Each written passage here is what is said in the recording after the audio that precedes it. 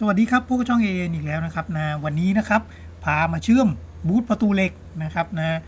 รวมทั้งถึงวิธีการตั้งไฟนะครับทำยังไงตามผมมาเลยครับเราจะมาติดตั้งบูทกันนะครับบูทประตูนะบูทตัวนี้เนี่ยนะครับหลายๆคนว่ามันปราบเซียนยังไงนะลองมาดูกันเลยครับ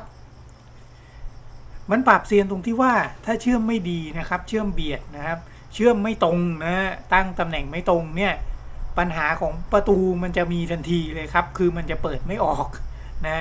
มันจะหนืดมากเลยนะครับนะแต่ถ้าเราตั้งตรงนะครับอันดับแรกนะครับเราก็วัดหัวเสาลงมาก่อนนะครับว่าจะเอาเท่าไหร่นะจะเอา10นิ้ว20นิ้วหรือ15เซน10เซนก็แล้วแต่เรานะครับนะแต่ว่า2เสาต้องลงมาเท่ากันนะครับนะส่วนว่าเสาจะลงลึกเท่าไหร่อะไรยังไงอย่างเงี้ยอันนี้ต้องตั้งระดับน้ำเอาเองนะครับนะก็อาจจะมีในคลิปอื่นๆต่อไปนะครับวิธีหาระดับน้ำของเสานะครับนะเราจะเชื่อม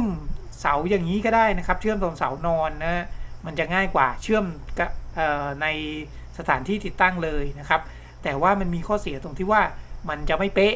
นะครับนะถ้ามันเป๊ะต้องการให้เป๊ะเลยนะครับต้องการให้ประตูสนิทกันพอดีนะผมแนะนำว่าเชื่อมหน้างานดีกว่าครับแล้วทีนี้เราต้องทำยังไงบ้างล่ะเคล็ดลับมันอยู่ที่ว่าการตั้งนะครับนะการวางนะครับวางเนี่ยพยายามให้มันตรงนะครับคือต้องให้ตรงเป๊ะครับนะยิ่งตรงเท่าไหร่ยิ่งโอกาสที่จะปิดแล้วเบียดก็จะน้อยลงนะครับนะถ้าตรงถ้าเราไม่แน่ใจนะครับว่ามันตรงหรือเปล่านะครับนะพยายามหาอะไรวัดนะครับใช้ไม้บรรทัดใช้อะไรก็ได้ครับทาบนะแต่ว่าทีนี้เนี่ยเวลาเชื่อมนะครับเชื่อมกับเหล็กกับวาไนท์ส่วนมากจะเจอปัญหาเลยนะครับมันเชื่อมไม่ค่อยติดเชื่อมยากนะฮะเคล็ดลับก็มีอยู่อีกนิดนึงนะครับนะเราพยายามแต้มนะครับเชื่อมนะครับเรา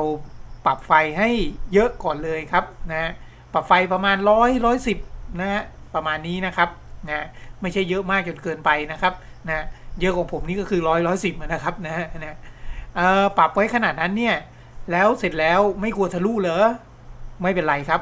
ไม่ต้องกลัวทะลุเพราะเวลาเราเอาเชื่อมลงไปนะครับเราแต้มหัวเชื่อมเนี่ยเราแต้มที่ตัวบูท